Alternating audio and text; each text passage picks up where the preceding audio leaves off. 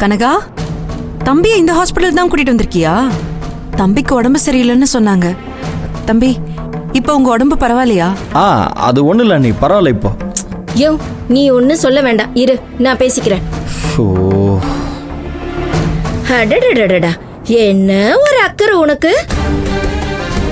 யாரோ ஒருத்தனை ஹாஸ்பிட்டல்ல சேர்த்து அவனுக்கு காவலுக்கு ஆள வேற போட்டு வச்சிருக்க. ஆனா உன் புருஷனோட சொந்த தம்பி, அவருக்கு உடம்பு முடியல, உன்னால ஒரு வார்த்தை கூட போன் பண்ணி கூட கேட்க முடியல. ஏதோ தெரியாம நீ வந்த ஹாஸ்பிட்டலுக்கு நாங்களும் வந்து உன்னை வேற பாத்துட்டோம். அதனால சும்மா கேட்கணுமேனு ஒரு நலம் விசாரிக்கிற. நல்லா இருக்கு வேணும், ரொம்ப நல்லா இருக்கு. நீ குடும்பத்து ஆளுங்களுக்கு கொடுக்கற மரியாதை இருக்கே, ரொம்ப நல்லா இருக்கு.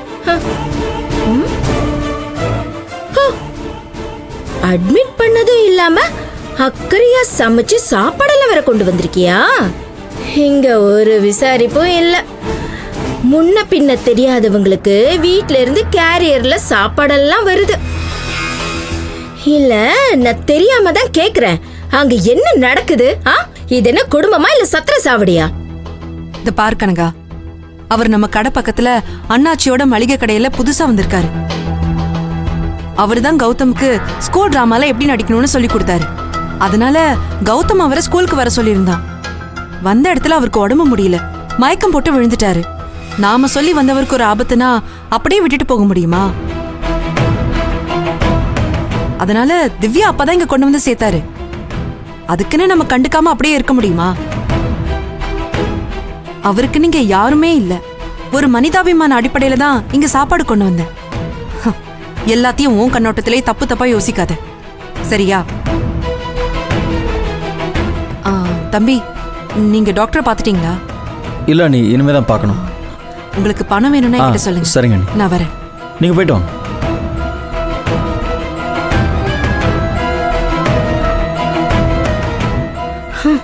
அடடடடடா, என்னமா காரணத்தை அடக்குற ஒண்ணி. என்ன சொன்னாலும் திருந்த மாட்டா.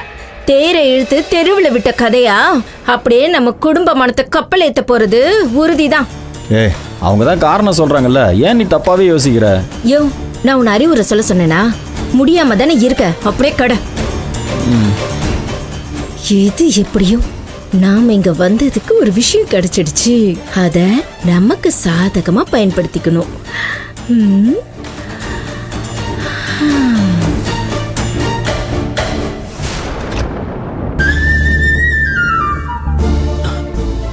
நீங்களா? ஏங்க ஏங்க ஏங்க ஏங்க, இப்ப எதுக்கு எந்திரிக்கிறீங்க? அப்படியே இருங்க. ஐயோ, நீங்க பதட்டப்படுற அளவுக்குலாம் எனக்கு ஒண்ணும் இல்லைங்க. நான் நல்லா தான் இருக்கேன். நீங்க எதுக்கு மறுபடியும் அலையறீங்க? நான் தான் சொன்னேன்ல, நானே டாக்டரை பார்த்துட்டு வந்துடுறேன்னு. நீங்க இப்படி திரும்ப திரும்ப அலையறது பாக்குறது எனக்கு ரொம்ப கஷ்டமா இருக்கு. ஒரு கஷ்டமும் இல்ல. காலையிலேயே நீங்க சீக்கிரமா ஸ்கூலுக்கு வந்துட்டீங்க. சாப்பிட்டீங்களான்னு எதுவும் தெரியல. இப்பவும் டைம் ஆயிடுச்சு. இப்ப எங்க போய் சாப்பிடுவீங்க? உடம்புக்கு முடியாம இருக்கிறப்போ கடையில போய் சாப்பிட்டீங்கன்னா சரியா இருக்காது. அதான் சாப்பாடு கொண்டு வந்திருக்கேன். நீங்க சாப்பிட்டீங்கன்னா நான் கிளம்பிடுறேன்.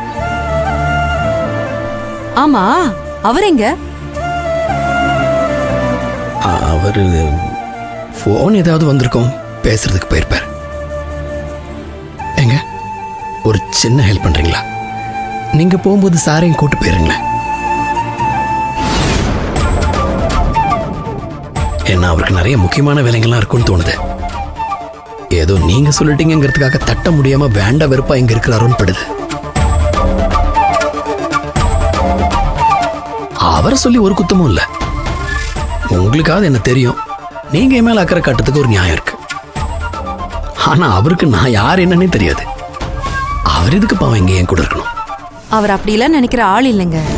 அதுவும் இல்லாம நாங்க சொல்லி வந்த இடத்துல தானே உங்களுக்கு இப்படி எல்லாம் ஆயிடுச்சு. அதை சரி பண்ணி அனுப்புனாதான் எங்களுக்கும் மனசு நிம்மதியா இருக்கும். அதுக்கு எங்க சார்பா கொஞ்ச நேரமாவது பக்கத்துல இருக்கணும்ல. இது என்னங்க கதையா இருக்கு? நான் மயக்கம் போட்டு விழுந்ததுக்கு நீங்க என்ன பண்ணுவீங்க, இல்ல அவர் தான் என்ன பண்ணுவாரு? சென்னைக்கு வரும்போது இந்த ஊர்ல யாரையுமே எனக்கு தெரியாது. என்ன பண்ண போறோம், எப்படி வாழ போறோம் தெரியாம வந்தேன். இப்ப வாழ்றதுக்கும் பழகிட்டேன். ஏதோ ஆதரவா இருக்கீங்கிறதுக்காக அளவுக்கு மீறி நானும் உங்களை தொந்தரவு பண்ணக்கூடாதுல்ல. இருக்கிற வரைக்கும் இருந்துட்டு அப்படியே ஒரு நாள் போய் சேர வேண்டியதான். எதுக்கு இவ்வளவு மனசு நொந்து பேசிட்டு இருக்கீங்க? கண்டிப்பா இதுக்கு அவர் காரணமா இருக்க மாட்டாரு. ஆ, ஆமா, உங்களுக்கும் அவருக்கும் ஏதாச்சும் பிரச்சனையா? பிரச்சனை எல்லாம் ஒண்ணும் இல்ல. அடுத்தவங்களுக்கு உதவியா இருக்கலன்னா கூட பரவாயில்ல, யாருக்கும் உபத்திரவம் கொடுத்துடக்கூடாதுன்னு நினைக்கிறவன் நான். அவர் இங்க இருக்கிறதுக்கு சங்கடப்படுறாரோன்னு எனக்கு ரொம்ப ஆழமா தோணுது. அதான்.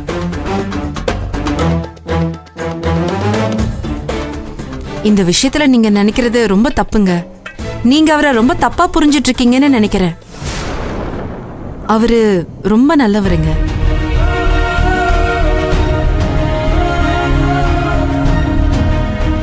ஆரம்பத்துல உங்களை மாதிரி தான், பல சமயம் நானும் உங்களை மாதிரி தப்பா நினைச்சிட்டு இருந்தேன்.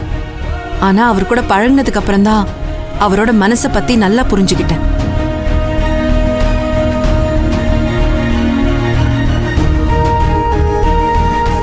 இப்ப வரைக்கும் எனக்கு ஒண்ணுனா தாங்கி பிடிச்சு சப்போர்ட்டா இருக்கிறது அவர் மட்டும்தான்.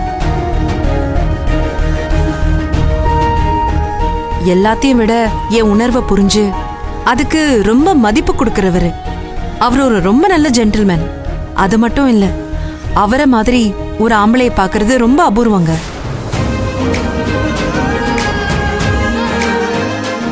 ஐயோ வினோதினி மேடம், நான் சாரை பத்தி கம்ப்ளைண்ட்லாம் ஒன்றும் பண்ணல.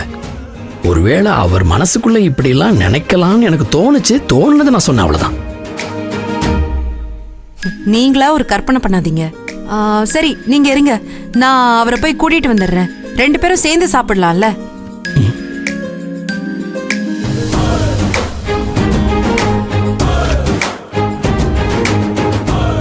எங்க எங்க நீங்க எப்போ வந்தீங்க?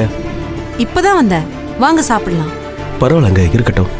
நீங்க அவருக்கு கொடுங்க, நான் அப்புறமா வீட்டுக்கு போய் சாப்பிட்டுக்கிறேன். ஐயோ, உங்களுக்கும் சேர்த்துதான் நான் எடுத்துட்டு வந்திருக்கேன். வாங்க சாப்பிடலாம். வாங்க வாங்க சார். எங்க போயிருந்தீங்க? இவ்வளவு நேரம் வினோதினி மேடம் உங்களை பத்தி ரொம்ப பெருமையா பேசிட்டு இருந்தாங்க. நம்ம 2 பேருக்கும் சாப்பாடு கொண்டு வந்திருக்காங்க. இந்தாங்க, உட்காருங்க. நீங்களும் சரி. கரெக்டா சொன்னீங்க. நின்னுட்டு சாப்பிடக்கூடாது, உட்காந்து சாப்பிட்டாதான் உடம்புல ஒட்டும். உட்காருங்க.